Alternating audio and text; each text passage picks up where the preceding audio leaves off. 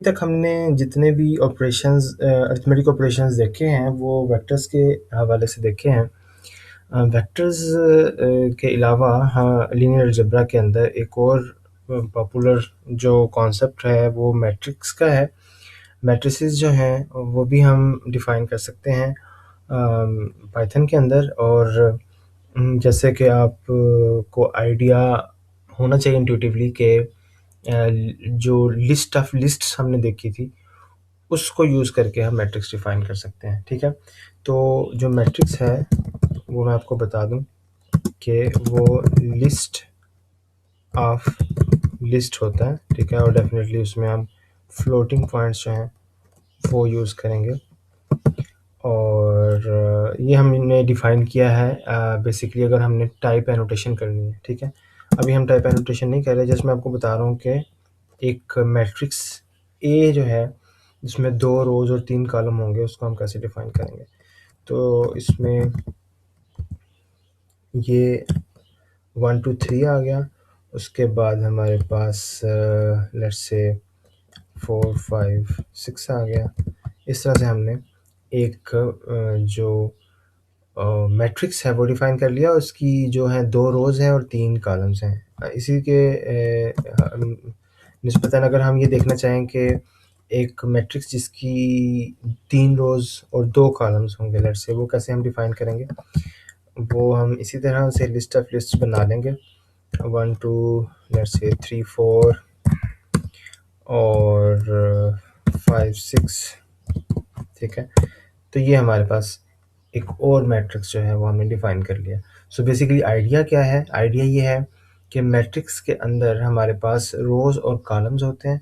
हम list of list जो है उसको यूज़ कर सकते हैं और उसको यूज़ करके हम नंबर ऑफ़ रोज़ और नंबर ऑफ़ कॉलम्स डिफ़ाइन कर सकते हैं।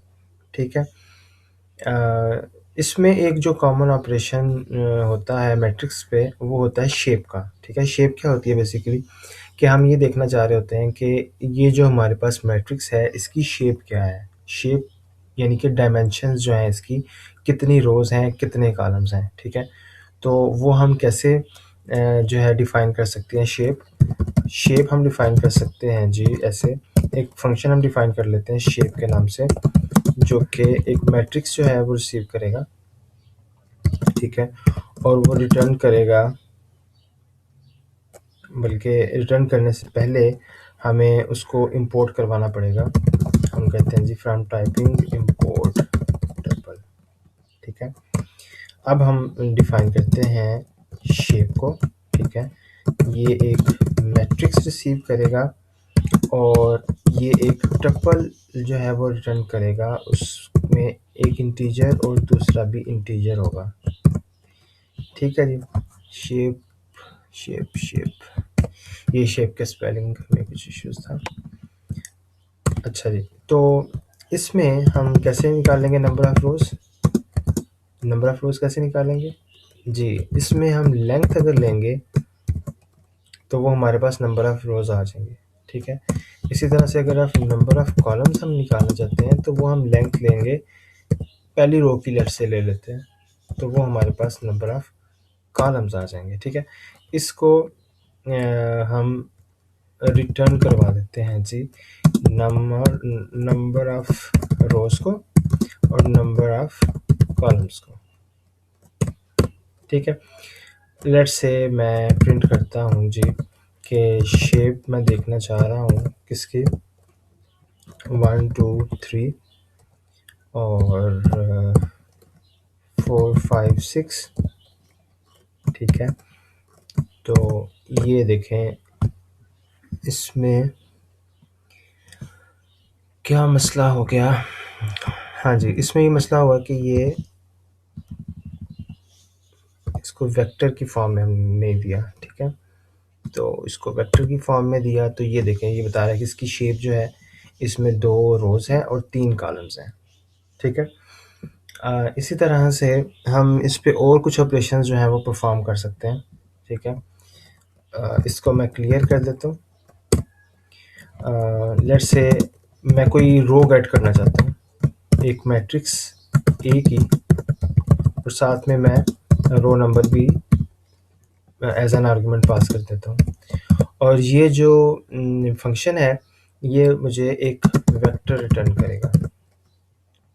ठीक है, अब ये बहुत आसान है। सिंपली मैं क्या करूँगा कि मैं रिटर्न कर दूंगा ए और उसको जो इंडेक्स मैंने पास किया है वो पास कर दूंगा, तो वो मुझे रो मिल जाएगी। थोड़ा सा जो ट्रिकी है वो है गेट कॉलम।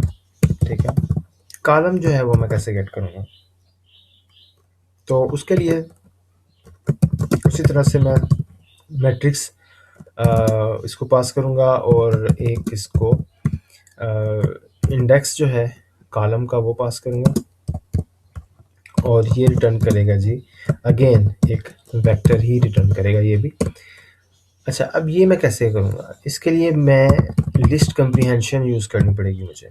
मैं ये करूँगा कि ए आई यानी कि जो भी मेरे पास रो आ रही है उसका जे जो इंडेक्स है, ठीक है, वो मैं लूँगा फॉर ए आई इन ए। ठीक है, यानी हर रो जो है उसको वन बाय वन लूँगा और उसका जेथ इंडेक्स जो है उसको लेकर के मैं एक लिस्ट या एक वेक्टर जो है वो बना लूँगा, तो ये मेरे पास वो वाला कॉलम आ जाएगा। ठीक है, तो ये कुछ मैट्रिक्स के हवाले से ऑपरेशंस हैं। मैट्रिक्स जो हैं, मैट्रिसेस जो हैं वो काफ़ी इम्पोर्टेंस रखते हैं डाटा साइंस के अंदर, क्योंकि हम अपना पूरे का पूरा डाटा जो है, डाटा सेट जो है उसको मैट्रिक्स की फॉर्म में रिप्रेजेंट कर सकते हैं और उस पर डिफरेंट टाइप के ऑपरेशंस जो हैं वो परफॉर्म कर सकते हैं।